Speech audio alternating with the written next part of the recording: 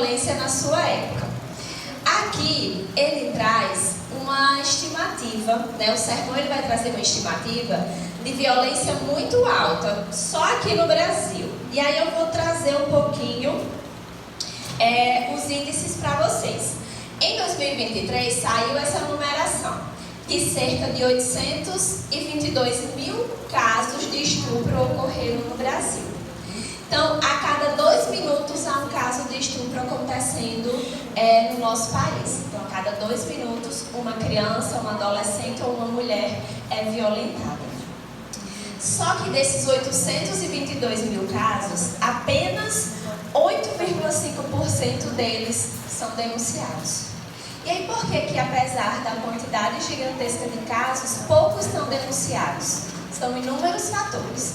Alguns deles são, no caso de criança e adolescente, existe o fator de muitas pessoas não acreditarem quando a criança fala, né? Achar que a criança está inventando, achar que a criança está criando, é fantasia da cabeça da criança.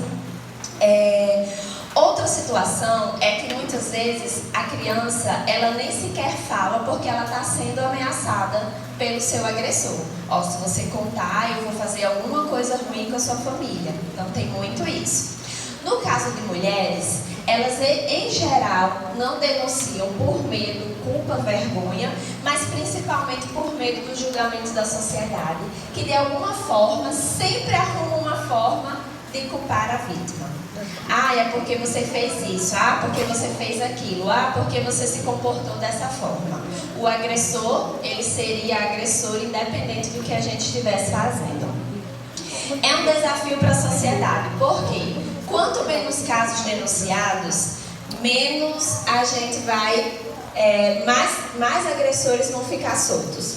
Lá em Londres, na Inglaterra, existe uma lei que foi feita por causa de uma criança que desapareceu, foi violentada e morta. E lá existe uma lei que, se a pessoa ele é um criminoso, né, sexual, que ele praticou algum crime em relação a questões sexuais, e ele mora perto de você, você precisa saber. Isso precisa ficar dito, para que as famílias elas fiquem alertas quanto àquela pessoa, certo? Isso é uma forma de fazer com que outras vítimas não sejam vítimas, né? Que não surjam outras vítimas. Todas as crianças que sofrem violência, elas são afetadas em 3 áreas. Elas são afetadas de forma física, porque foi o seu corpo que foi violado, quando ele não tinha capacidade cognitiva para pensar, capacidade física para se defender, capacidade mental para resistir. Ela também, fica vulnerável de forma mental, porque, em geral, as pessoas que são, né, agressores de crianças e adolescentes são pessoas que moram perto ou são pessoas conhecidas. A grande maioria são pessoas conhecidas. E isso faz com que muitas vezes a gente pense assim, não, fulano jamais faria isso, né? A gente sempre pensa, fulano jamais faria isso. Mas é exatamente porque essa pessoa está incumbida, né, protegida por uma ideia de bondade ou por uma aparência de bondade, que muitas vezes a gente invalida o discurso da criança. E essa criança, muitas vezes, ela acaba se fechando, adquirindo problemas psicológicos, porque ela tem que conviver, além de não denunciar, ainda tem que continuar convivendo com seu agressor. E um outro ponto é o ponto social.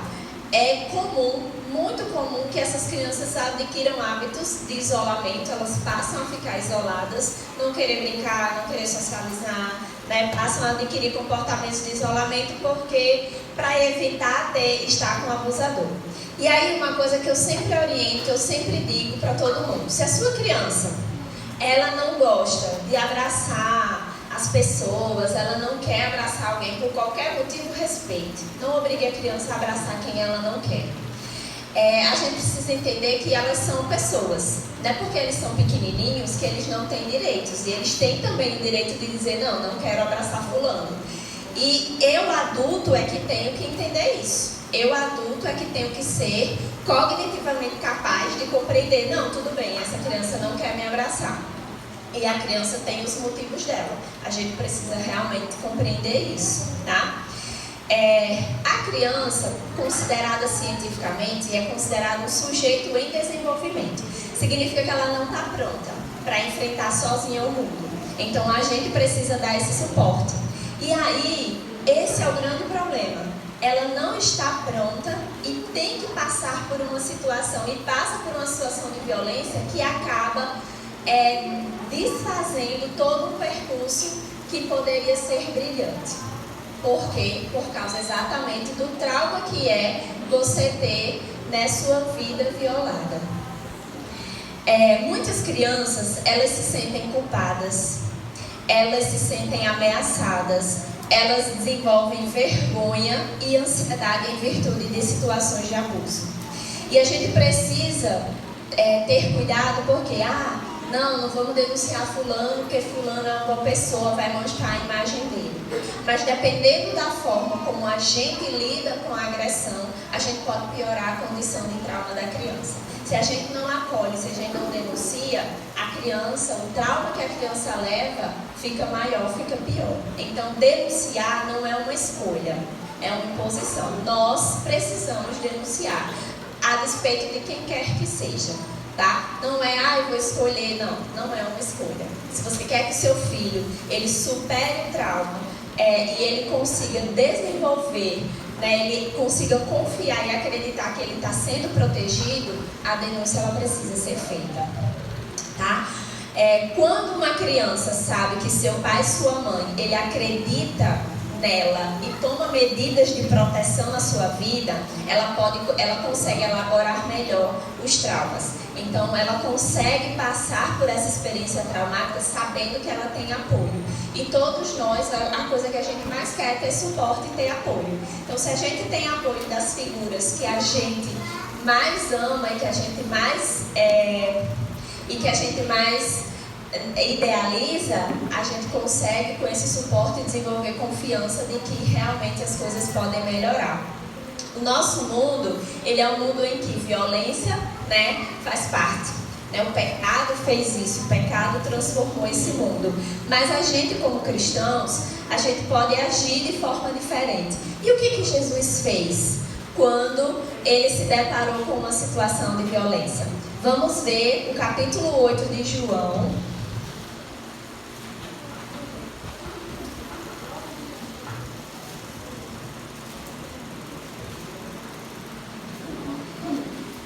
Capítulo 8 de João, do versículo 1 em diante. Antes vamos orar para lermos a Bíblia.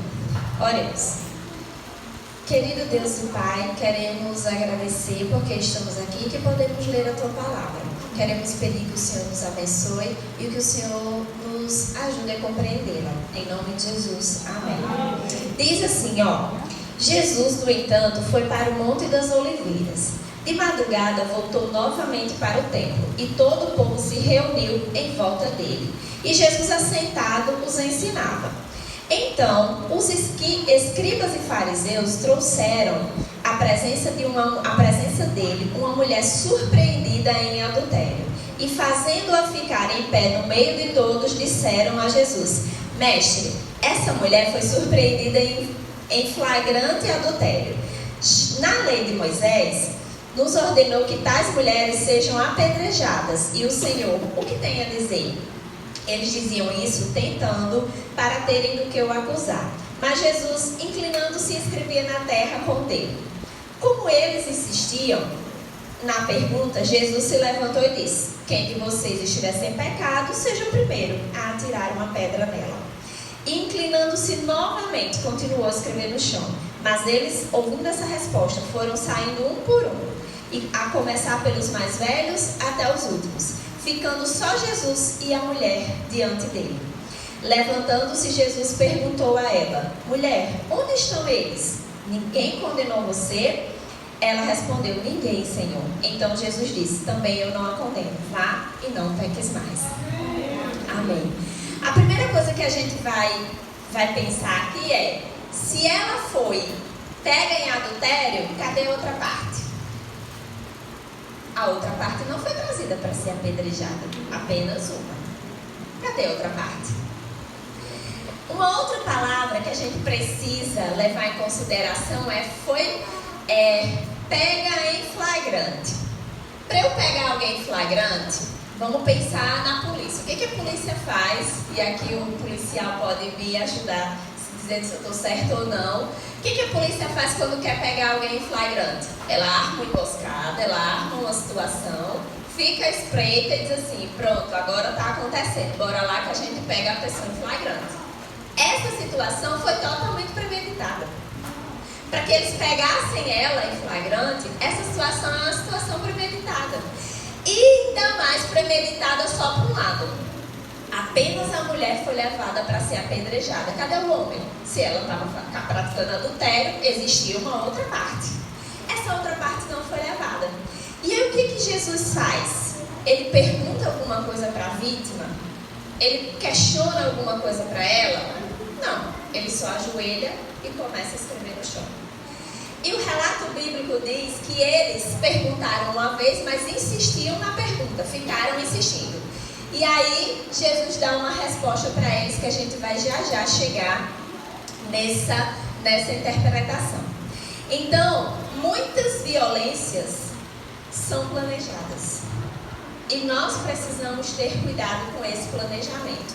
O planejamento ele pode ser fruto apenas de uma mente que quer realmente fazer o mal, de uma mente que tem algum problema, mas essa mente, ela que planeja a maldade, essa mente precisa ser denunciada.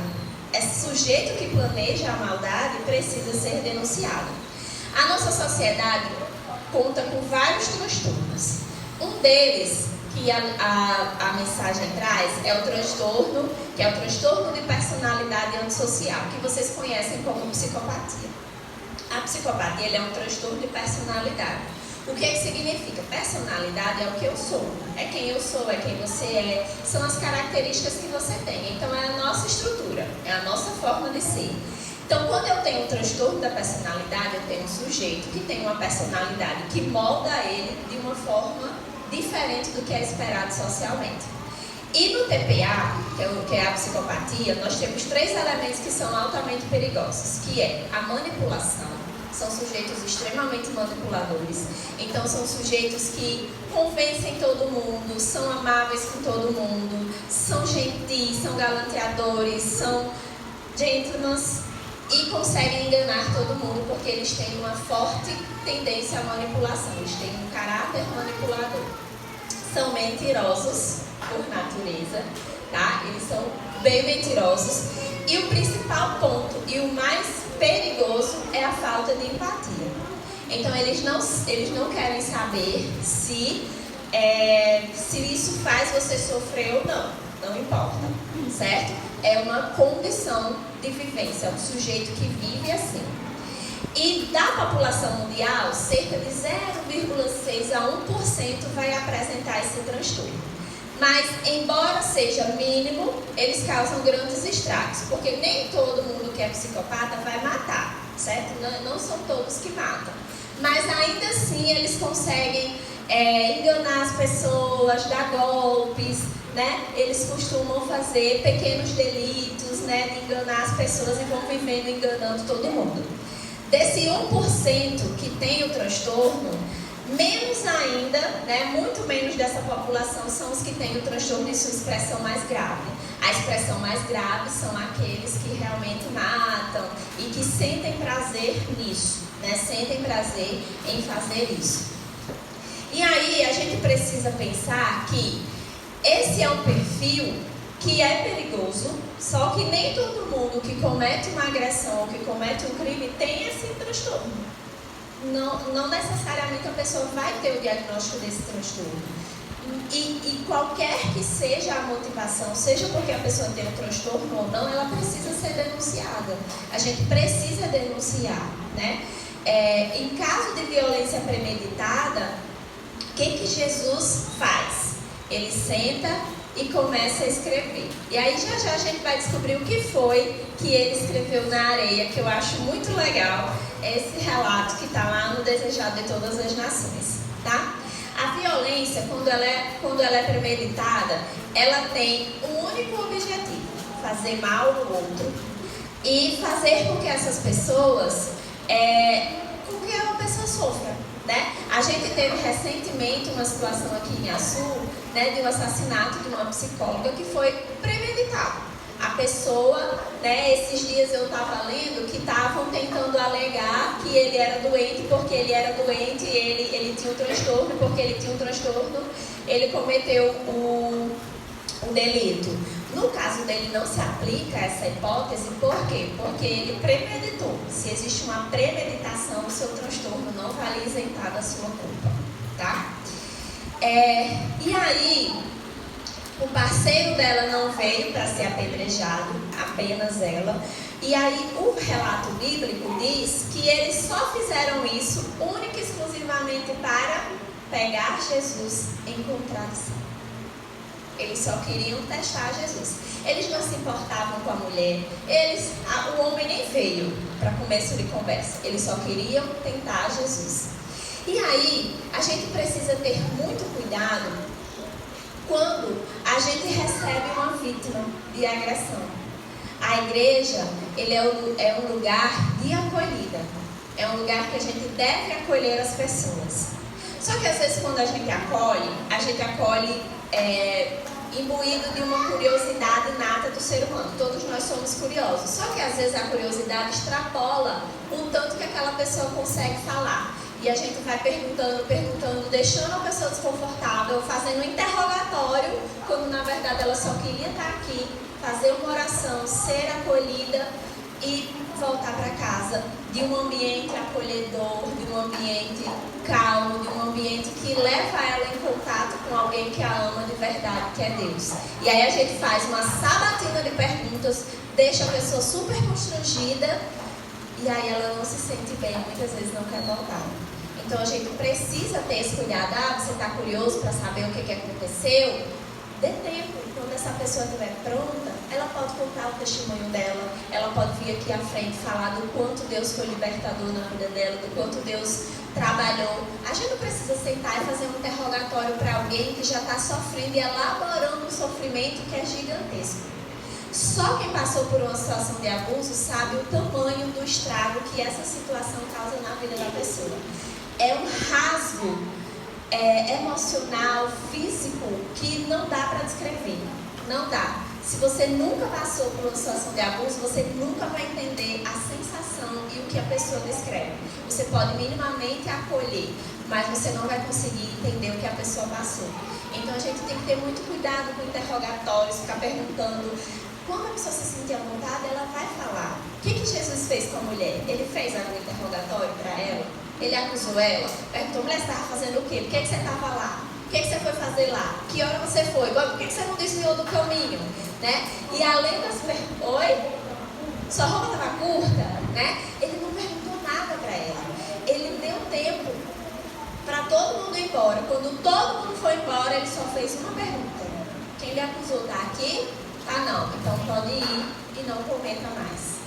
Acolher alguém, muitas vezes, é apenas ser um ombro amigo, é ficar perto, é ajudar quando a pessoa tem necessidade. E se ela quiser contar algo, ela vai contar quando ela estiver pronta. Mas a gente não precisa fazer um interrogatório e ficar achando culpa da vítima. Léo, essa hora não é hora de você estar andando.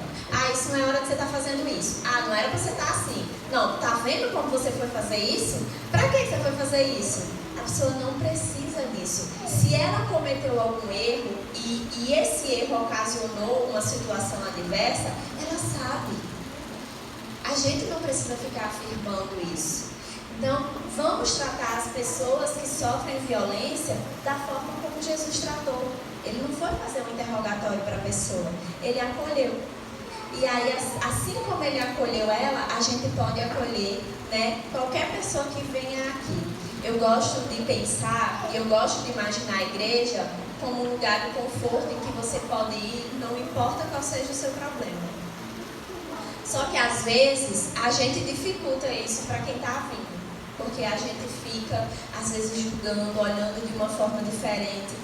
receba a pessoa desde que ela venha, né? Ele diz, desde que venham a mim do jeito que estão. Desde que a pessoa venha, acolha. Porque se tem uma coisa que eu creio é que Deus ele faz todo tipo de milagre, desde que a gente queira. Amém. Amém. Outra coisa também é que no momento em que eles trazem e jogam a mulher aos pés de Jesus, a violência para ali. No Desejado de Todas as Nações, eu tenho ele descreve uma cena que era assim. Jesus ele estava palestrando para as pessoas no templo, certo?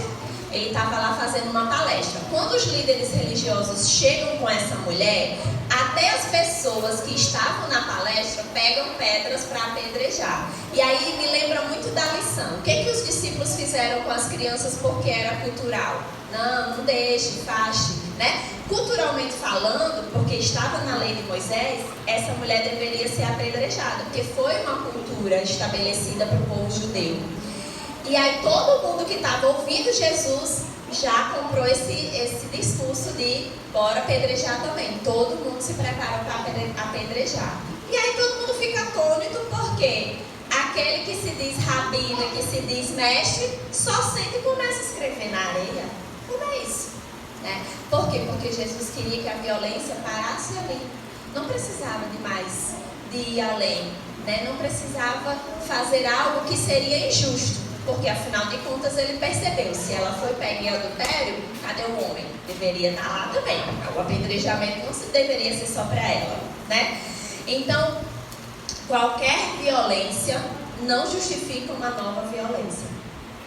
Apedrejar aquela mulher seria mais um ato de violência. Se alguém violenta alguém, não justifica a retaliação. Violência não se combate com violência. Violência se combate com amor. E Jesus ele deu provas disso o tempo todo, em todos os momentos. O que Deus fez quando ele foi acusado de injusto? Morreu por nós. Ele nunca pagou violência com violência. Ele sempre pagou toda a maldade com um único ato: a cruz. A cruz, ele é o símbolo de que não importa o quão denegrido foi o seu caráter, o quão violentado tenha sido a sua imagem, ele pagou toda a maldade com a cruz. É muito comum que seja iniciado um processo de construção de culpa na vítima ou naqueles que denunciam. Mas também, mulher, fulano está denunciando ciclano, mas é pior do que Beltrano. Começa assim, né? Fulano é pior do que não sei quem. Não interessa. Se foi um ato de violência, o que a pessoa fez da vida dela, não interessa. A violência precisa ser denunciada e não ser paga com violência novamente. Mas aí, o ponto-chave dessa questão não é só acolher a vítima, é fazer um pouco a mais, que eu confesso que é difícil para mim, que é olhar para o agressor e tentar ajudá-lo a se arrepender do que fez e mudar de caminho. Isso é muito difícil, eu acho difícil, né? Só Jesus mesmo para nos colocar esse desejo no nosso coração, porque a gente fica revoltado em atos de violência. A primeira reação que nós temos é de revolta quando a gente vê uma violência contra criança, contra adolescente, contra idoso, contra qualquer pessoa, a gente já fica revoltado. E aí a gente quer dar o troco, né? Violência com violência. E aí o que Jesus fez? Mesmo sabendo da maldade do coração daqueles homens, ele tentou, de alguma forma, acessar o seu coração. Se você não tiver pecado, atire a primeira pedra. Se você nunca errou, vai lá, comece, apedreje. Nesse ato, Jesus estava tentando acessar o coração daqueles homens. Ele estava tentando olhar para esses agressores, não só como agressores, mas como pessoas que também podem ser perdoadas desde que reconheçam o seu erro. Amém. E isso aí, para mim, é onde mora o cristianismo. Porque é muito difícil fazer isso, gente. É muito difícil. Mas em Cristo nada é impossível. E se a gente orar, a gente consegue sim né? É olhar para essas pessoas, porque muitas delas foram vítimas em algum momento de algum tipo de violência, foi a única forma que ela aprendeu a se comunicar, então ela está reproduzindo o que ela aprendeu. Se ela nunca teve amor, como que ela dá amor se ninguém ensinar? Essas pessoas também podem estar movidas por uma sensação de vingança. Querem se vingar de algo que aconteceu com elas. Se aconteceu comigo, agora eu vou fazer com todo mundo. Vou pagar a mesma moeda. Quantas vezes? Muitas vezes até a gente pensa isso em coisas menores, né?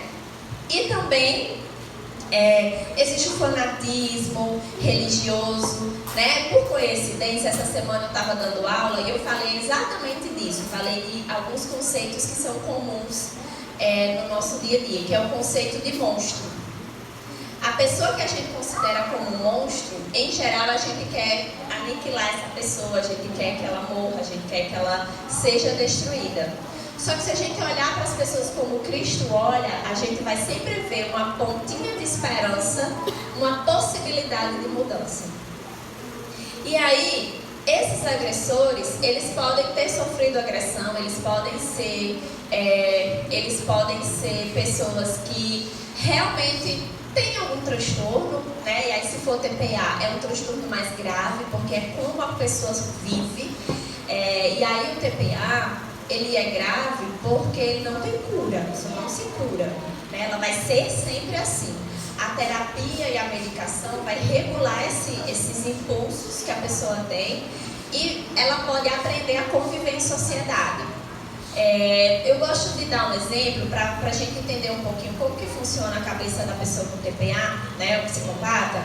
Eu gosto de dizer assim, o que nós somos? O que nós somos se a gente que é definido biblicamente? Nós somos pecadores. Você consegue mudar essa condição de pecador?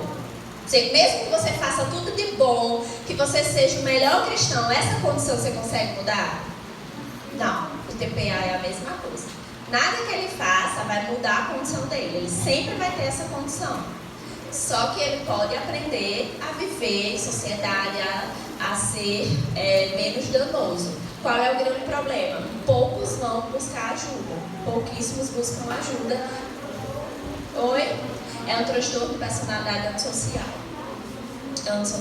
certo? Então, é um pouco mais complexo, né? A psicopatia é um transtorno bem mais complexo, que a gente não consegue entender de onde ela surgiu, porque ela surgiu, a gente só entende que ela existe e que o sujeito é assim. Ele vai viver a vida dele assim. Mas eu sempre reitero, né? Não há nada que eu digo que o amor ele pode transformar vidas, né? Mesmo uma pessoa assim, ela consegue aprender a viver em sociedade desde que ela tenha um acompanhamento adequado, tá? E aí, quando Jesus pergunta para eles se eles têm pecado, se eles estão livres de pecado, e diz assim, quem não tiver pecado que atire a primeira pedra, ele volta a escrever. E o que é que ele tanto escrevia nessa terra? Acho que para mim foi a melhor descoberta, foi quando eu li Desejar Todas as Nações, está lá na página 465. E aí vocês vão ver, se vocês forem ler o livro, que lá Jesus estava escrevendo os pecados de todo mundo que estava ali. Ele estava lá escrevendo o pecado de todo mundo. Como que eu vou atirar a pedra se tem alguém que é mestre escrevendo o meu pecado? Não vou desistir aqui, é melhor não, né? Porque ele está escrevendo ali no chão, tá? Então vocês podem encontrar essa informação no Desejar Todas as Nações, página 161. E aí ele vai falar isso. Ali, Ellen White diz, né? Ali, traçados perante eles, achavam-se os criminosos segredos da sua própria vida. Então os pecados ocultos de cada um estavam sendo escritos. E aí eu disse assim, melhor não, vou deixar a pedrinha aqui e vou embora. E aí todos vão embora, né? A ação diferente deles que queriam pegar Jesus e pegar Jesus em contradição, Jesus queria acessar os seus corações, mostrando para eles que ele sabia o que estava no fundo do coração deles. Ele queria acessar esses corações tão duros, né, que foram capazes de armar uma cena para tentar colocá-lo em contradição e usar uma pessoa para isso, que eu acho mais grave. É quando você quer atingir alguém usando outra pessoa para isso. Isso é muito grave. Porque você está com uma maldade tão grande no seu coração que você usa alguém como se fosse qualquer coisa, como se fosse um objeto para atingir outra pessoa. E a gente tem que ter muito cuidado com isso. Jesus, ele busca a salvação de todas as pessoas. Ele quer que todos sejam salvos. Olhar para a vítima é muito mais fácil, porque a gente se solidariza, a gente se compadece, né? A gente se coloca no lugar da vítima. Do agressor é a parte mais difícil, mas essa parte é uma parte que a gente precisa orar e pedir também que Jesus nos ajude a agir dessa forma, a olhar para essas pessoas, por mais difícil que seja, e olhar para ela como Jesus olharia, como pessoas que podem também ser no futuro servos de Deus e contar grandes milagres feitos por Ele em suas vidas. O primeiro passo para a mudança é reconhecer o erro no próprio coração. Se você conhece algum agressor,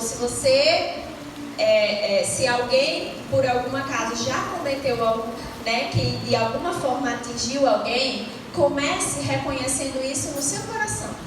Comece pedindo perdão a Deus e dizendo assim: poxa, aquilo que eu fiz não foi legal, eu preciso realmente mudar. A gente precisa começar no nosso coração essa mudança. E aí, quando a gente começa a mudança no nosso coração, a gente abre ele para que Jesus possa entrar e fazer toda a mudança necessária. Ele vai mudar os móveis, vai fazer outra decoração, mas com certeza vai ser melhor do que o que a gente pode sequer imaginar. Amém.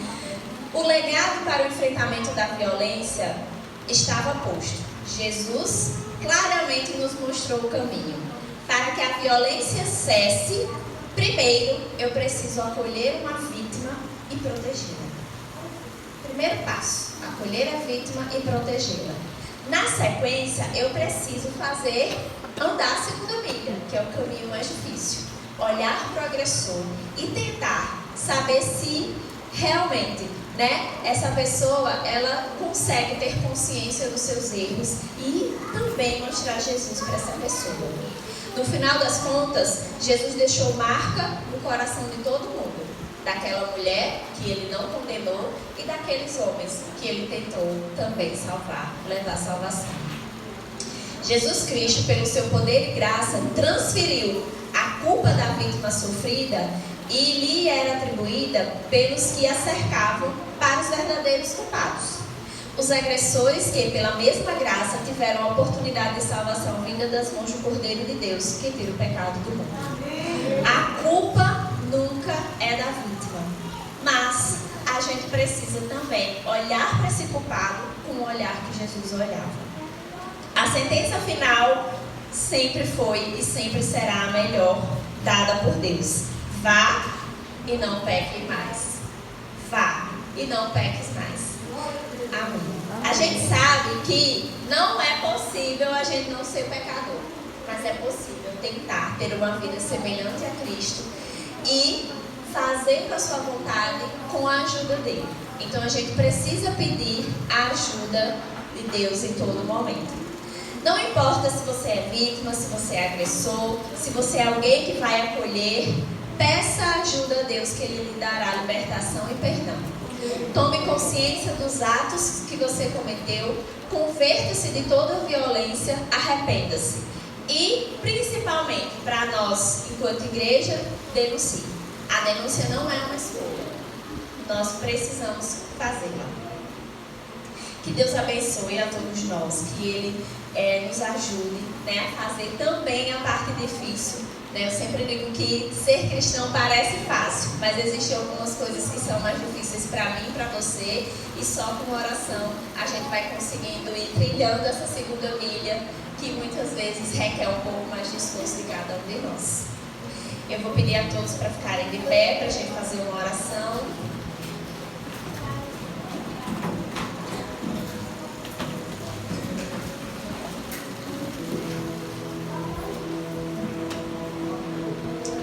Oremos. Querido Deus e Pai, queremos pedir que o Senhor esteja com cada um de nós. Primeiro, Senhor, pedimos que na nossa vida a gente não passe por situações assim, que a gente não vivencie situações tão dolorosas como essas situações, mas que se acontecer, que a gente saiba com toda a fé que há em nós e que o Senhor nos dá, que existe um Deus que nos acolhe e que Ele prepara uma igreja para fazer o mesmo. E em segundo ponto, que nós sejamos essa morada, que nós sejamos essa acolhida, essa morada para essas pessoas, que a gente possa levar conforto e consolo, que a gente seja você na vida dessas pessoas. Também, Senhor, abençoe para que a gente faça também a outra parte, que é olhar para o agressor e também conscientizá-lo, ajudar nessa consciência dos seus erros e apresentar o Senhor a Ele. Todos merecem salvação, porque o Senhor morreu por todos. Que o Senhor nos capacite, nos ajude e esteja com cada um de nós. Em nome de Jesus. Amém.